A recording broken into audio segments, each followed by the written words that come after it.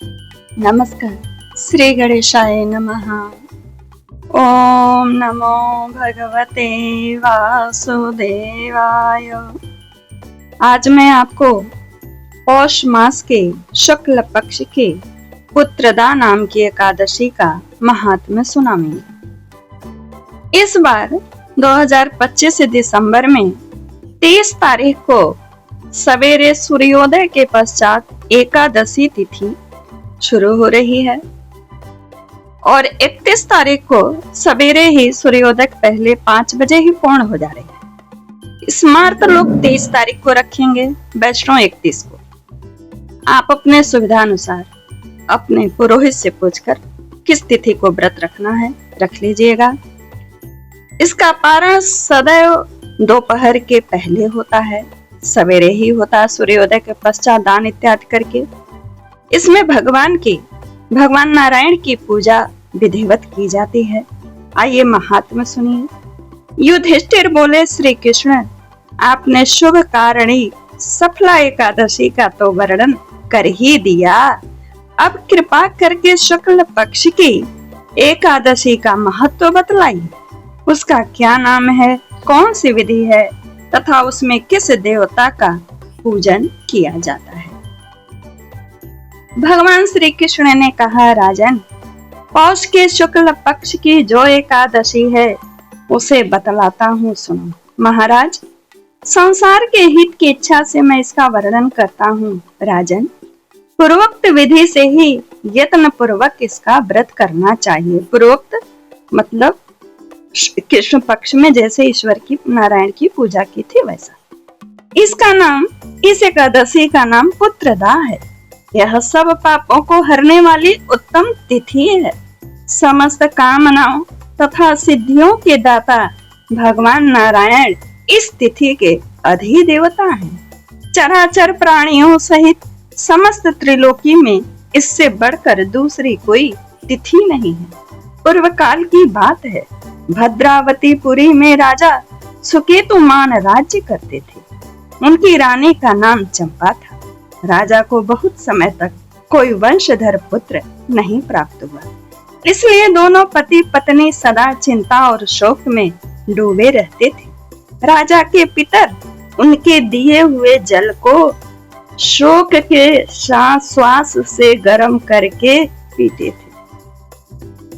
उनको लगता था कि राजा के बाद और कोई ऐसा नहीं दिखाई देता जो हम लोगों का तर्पण करेगा। यह सोच सोच कर पितर दुखी रहते थे। एक दिन राजा घोड़े पर सवार होकर गहन वन में चले गए।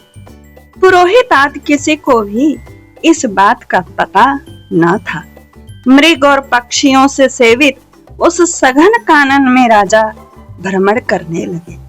मार्ग में कहीं सियार की बोली सुनाई पड़ती थी तो कहीं उल्लुओं की। जहां तहां रिछ और मृग दृष्ट गोचर हो रहे थे राजा को। इस प्रकार घूम घूम कर राजा वन की शोभा देख रहे थे। इतने में ही दोपहर हो गया। राजा को भूख और प्यास सताने लगी। वे जल की खोज में इधर उधर दौड़ने लगे। किसी पुण्य के प्रभाव से उन्हें एक उत्तम सरोवर दिखाई दिया, जिसके समीप मुनियों के बहुत से आश्रम थे। शोभाशाली नरेश ने उन आश्रमों की ओर देखा। उस समय शुभ की सूचना देने वाले शकुन होने लगे। राजा का दाहिना नेत्र और दाहिना हाथ फड़कने लगा, जो उत्तम फल की सूचना दे रहा था। सरोवर के तट पर बहुत से मुनि वेद पाठ कर रहे थे। उन्हें देखकर राजा को बड़ा हर्ष हुआ। वे घोड़े से उतरकर मुनियों के सामने खड़े हो गए और पृथक पृथक उन सबकी वंदना करने लगे। वे मुनि उत्तम व्रत का पालन करने वाले थे। जब राजा ने हाथ जोड़कर बारंबार दंडवत किया, तब मुनि बोले, राजन, हम लोग तुम पर प्रसन्न हैं। राजा बोले, आप लोग कौन हैं? आपके नाम क्या है तथा आप लोग किस लिए यहाँ एकत्रित हुए हैं? यह सब सच सच बताइए।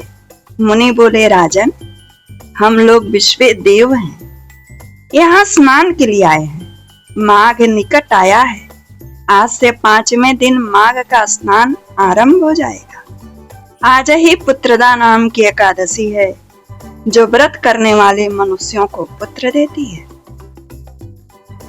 राजा ने कहा, विश्व देवगण, यदि आप लोग प्रसन्न हैं तो मुझे पुत्र दीजिए।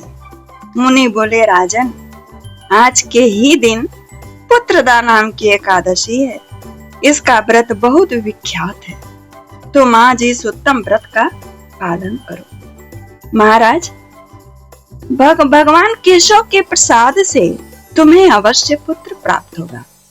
भगवान श्री कृष्ण कहते हैं, युधिष्ठिर, इस प्रकार उन मुनियों के कहने से राजा ने उत्तम व्रत का पालन किया। महर्षियों के उपदेश के अनुसार विधि पूर्वक पुत्रदा एकादशी का अनुष्ठान किया। फिर द्वादशी को पारण करके मुनियों के चरणों में बारंबार मस्तक झुकाकर राजा अपने घर आए। तदंतर रानी ने गर्भ धारण किया।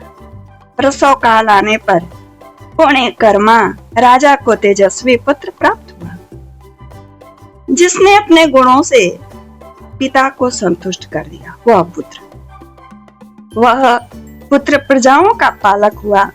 इसलिए हे राजन, पुत्रदा का उत्तम व्रत अवश्य करना चाहिए। श्री कृष्ण युधिष्ठिर से कहते हैं, मैंने लोगों के हित के लिए तुम्हारे सामने इसका वर्णन किया है। जो मनुष्य काग्रचित्त होकर पुत्रदा व्रत करते हैं, वे इस लोक में पुत्र पाकर मृत्यु के पश्चात स्वर्गगामी होते हैं। इस महात्म्य को पढ़ने और सुनने से अग्निष्टोम यज्ञ का फल मिलता है। यह शुक्ल पक्ष पुत्रदा एकादशी का महात्म्य ही पूर्ण होता है। हमारे चैनल को सब्सक्राइब करिएगा, लाइक कमेंट शेयर करिएगा। धन्यवाद। नमस्कार। जय श्री कृष्ण।